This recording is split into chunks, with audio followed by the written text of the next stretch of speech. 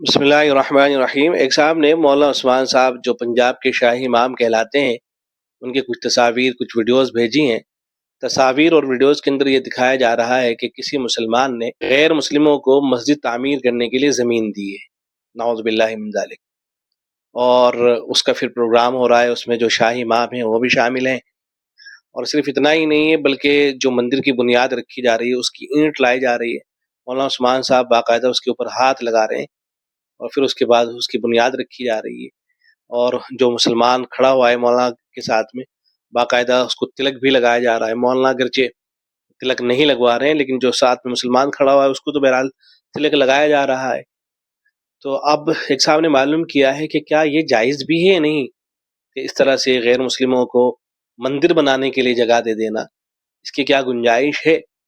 तो जवाब में अर्ज़ है कि मेरे इल्म में तो नहीं है कि किसी आलिम दीन ने, मुफ्तियान किराम में से किसी ने इसकी इजाज़त दी हो।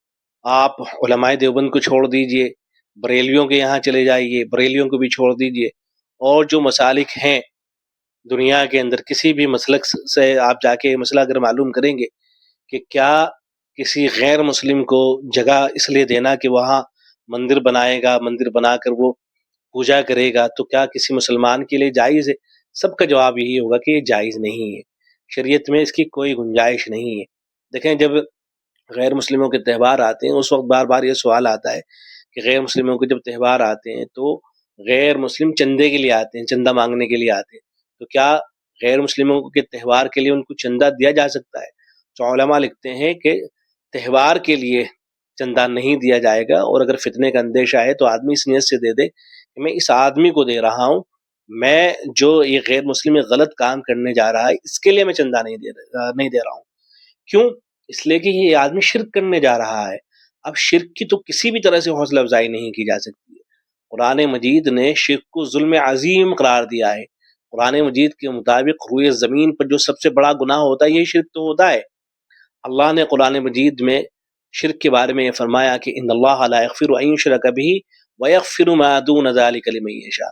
अल्लाह तबारक व तआला जिस गुनाह को चाहेंगे माफ़ फरमा देंगे, शिर्क को अल्लाह तबारक व तआला माफ़ नहीं फरमाएंगे। तो एक मुसलमान की जिम्मेदारी क्या बनती है? एक मुसलमान की जिम्मेदारी ये बनती है कि अगर कोई शख्स शिर्क के अंदर मुब्तला है तो उसको जाके समझाए कि भाई तू ये जो काम कर रहा है ये सही नहीं है।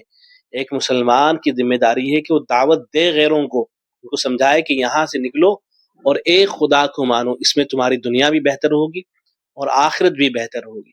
लेकिन जब मुसलमान ही गैर मुस्लिमों को ज़मीनें देने लगे मंदिर बनाने के लिए, आप दूसरे कामों के लिए ज़मीन दीजिए।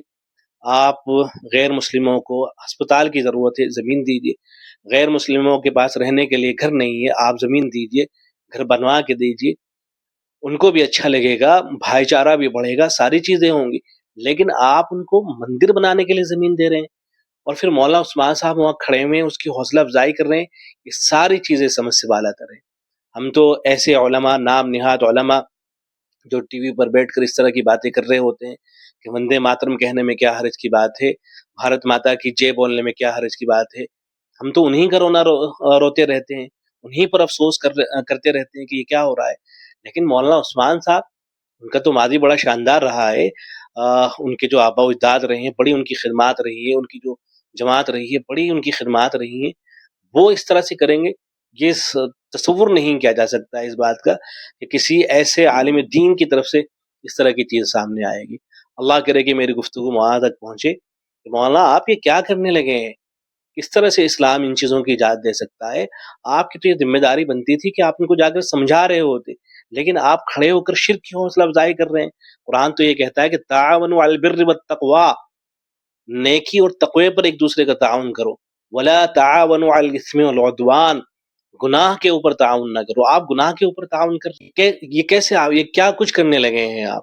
ये सारी बातें समझ से बालातर हैं। इसकी बिल्कुल शरीयत में इजाज़त नहीं है। करने वाला शख्स का चाहे कितना ही बड़ा क्यों ना हो,